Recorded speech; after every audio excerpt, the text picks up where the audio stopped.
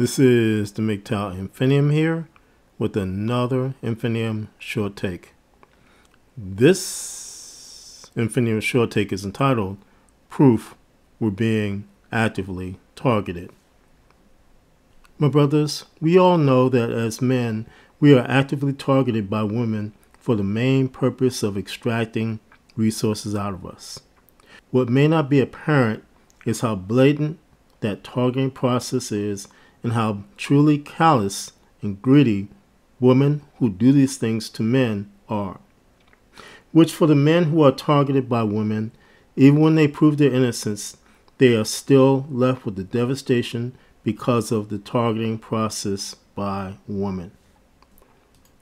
My brothers, you may be aware of celebrity chef Mario Batali, who was a popular host on a show called MGTOW. A few years back, Batali underwent a barrage of sexual misconduct accusations, which resulted in his being removed as a host on MGTOW. As well, the loss of control of his food empire, which was valued in the millions of dollars. Batali eventually wound up in court to battle these sexual misconduct charges and was facing a 2-year prison sentence. However, on May 9th, 2022, Batali was found innocent by the judge who was presiding over the trial because of credibility issues with Batali's accuser. My brothers, this is a GMA report which detailed what happened during Batali's trial. In the use of this content, I cite fair use policies. Here now is the report. The celebrity chef found not guilty in a sexual misconduct case stemming from a 2017 incident in Boston. Amy here with the story. Good morning, Amy. Hey, good morning, George. Batali opted to have the judge decide his case rather than a jury, and that judge ruling in his favor, saying it came down to serious questions about the accuser's credibility. I'm going to find the defendant not guilty to the charge of indecent assault and battery. Celebrity chef Mario Batali walking out of court a free man after being accused of forcibly kissing and groping a woman while taking selfies inside a now-closed Boston restaurant in 2017. On Monday, his accuser Natalie Tenay taking the stand, testifying about Batali's alleged sexual misconduct. Touching of my breasts, touching of my rear end, touching all over my face. It was just a lot happening. The judge, James Staton, acknowledging Batali behaved badly, but questioning the victim's credibility and whether she was financially motivated. Text messages revealed in court showed a friend advised her to play up the story to collect money from Batali, and Tenay replied, of course. Tenay also texting a friend she could hopefully get $10,000 for photos of the celebrity chef. I wrote, OMG, I know, LMAO, give me 10K. I thought that celebrities, when they get in trouble, that's just how it works. The judge ultimately siding with Batali, who opted to forego a jury and leave his fate in the judge's hands. The complaining witness has significant credibility issues, and they support the defendant's contention that her motive was financial gain. Batali now avoiding 2 years in prison, but suffering major fallout from multiple sexual misconduct allegations in 2017. So we're watching, and there it is. It's the moment. So you introduce the tomatoes. The star of the Emmy Award-winning ABC show MGTOW losing his role on the program and hold of his multi-million-dollar food empire, which included brands like Italy. Batali has denied all charges he's faced. So Batali found not guilty, but he did issue an apology back in 2017 when he was facing accusations of misconduct from multiple women, saying much of that behavior he was accused of did match up with how he had acted. Guys. Okay, Amy, thanks. Let's bring in our chief legal analyst, Dan Abrams. Pretty speedy decision from the judge. Yeah, I mean, there were only 2 witnesses who were called. It was the accuser herself and a friend of hers. And, you know, I think that there were a number of issues here for the prosecution. There was the photos themselves, the selfies at issue. None of them showed the conduct that she described. That doesn't mean it didn't happen, but there were 2 sets of photos taken 3 minutes apart. And the defense said, well, why would she be coming back for more photos if he was behaving in this way? The text messages, I think, were very hard for the prosecution to overcome. And there was one incident that I think ended up affecting the judge, and that is that she said that after that happened, she said, I'd never go back to one of Mario Batali's restaurants. And then there was evidence that she'd actually gone back to one of Mario Batali's restaurants. And the judge also alluded to the credibility of the accuser. Yeah, there was, look, these to me felt a little bit smaller, the credibility issues. I mean, she was held in contempt of court recently for lying as a prospective juror and then as a juror on a case. She didn't follow the judge's instructions. She claimed she was clairvoyant to try and get off the case. She and her mom had cooked up some scheme to get out of a gym membership, etc. The judge seemed focused on those sort of broader credibility issues. To me, the bigger issues were the issues related to this case, rather than some of these other things about the accuser. And he chose a bench trial, having the judge decide instead of a jury. Was that risky? It's very risky, and it may have been the reason for the outcome. I mean, when you put the decision in the hands of one person instead of a 12-person jury, you are completely changing the dynamic there. And here it clearly was the right decision for the defendant. Imagine if there were 12 people, 2 people thought, well, you know what? We think he's guilty. You could have had a hung jury. You could have had a different outcome. The judge, and I'll bet you that the defense knew a lot about this judge. I was going to say, take us in the side of discussions between Mario and his lawyer. I mean, I know it's speculation. Yeah. What would a lawyer say to him about this decision? The first thing he'd say is, let's get to know who this judge is. I want to understand where this judge may fall. What kind of risk are we taking here? But again, when you're talking about a case like this, I think that they decided they had a better shot of a judge being willing to say not guilty than maybe some jurors, at least a couple of them, who might not have been willing to do so. So it's definitely a risk, but in this case clearly paid off. All right, Dan Abram, thank you so much. My brothers, as you can see with this report, there are several troubling issues which came up during the midst of Batali's trial that all men should take note of. Number 1, Batali's accuser actively targeted him for the sole purpose of extracting money out of him, which the woman involved used Batali's own personality against him in the process of targeting.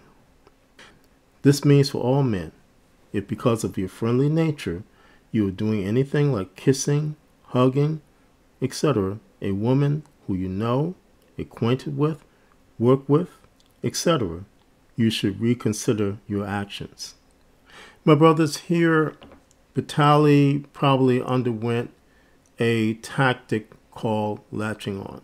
And latching on is basically where women in a public setting, like a bar or a club or something like that, they will latch on to a person, a famous person like Batali, and get him into a situation where it ultimately destroys him.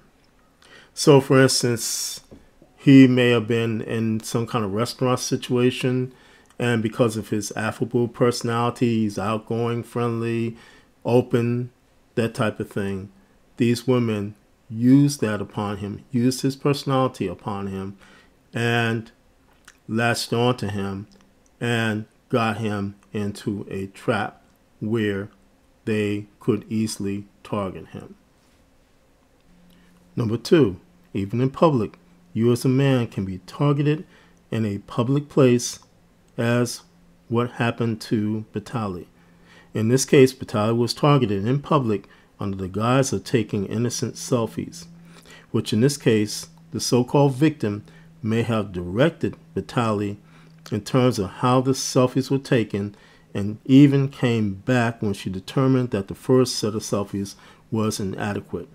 So my brothers, again, this woman basically, as it was indicated in the report, took a first set of selfies and then came back and took a second set of selfies. And Batali, again, because of his affable nature or his friendly nature, said, yeah, I'll do it again. And she may have even said, give me a kiss, do this, do that. She may have directed Batali as to how those selfies were taken. And as Dan Abrams said in the report, why did she have 2 sets of selfies taken if she was having a problem with Batali? Again, something innocent like a selfie can bring a great deal of difficulty to your life, my brothers. And that's why when you're in public and these things happen to you, you need to keep your guard up at all times. Number 3, Vitaly, like many other men who have experienced being Me Too'd, may never recover from the devastation because of these accusations. This is because, well before his trial, Vitaly was thrown under the bus by his fellow co-hosts and business acquaintances because, in their minds, he was guilty no matter what. Which, my brothers, this is exactly why in this day and age, you as a man should exercise extreme caution when dealing with women, particularly in business settings. My brothers, ranging from anything like mentoring a woman to, just as Vitaly did, taking selfies with a woman for personal business or personality business, whatever. You, my brothers, have to keep your guard up. My brothers, what happened to Vitaly is one of the main reasons I will never, ever mentor a woman in terms of business, in terms of spiritual things, any type of thing. I will not do it because of what could happen to me. And my brothers, it is just not worth it. Even when they beg for mentoring, even when they ask you for help, it is not worth it because they have all the cards in their hands in terms of the power that the feminist plantation state gives them. And even if they say that they will not do it, there is a great possibility that down the road they will do it. Particularly in the case that they're hurting for money because of an economic downturn or whatever, because they need resources. Number 4, don't be fooled by the fallacy that this only happens to rich men, because it can happen to you. My brothers, even an average, everyday working Joe can be targeted by a woman who think that he has resources that they can extract from him. My brothers, it's like this. In my retail logistics job, I worked in a store which was about a city block in size. And so when I did my job, I minded my business. I just came, did my job, and went home. But my brothers, even with that, I could be on one side of the store and only to find out that I was being targeted. Again, when I was minding my business on one side of the store, there was somebody on the other side of the store, a simp or a woman, talking about me, lying, saying I did something, when all along I was on my side of the store minding my business.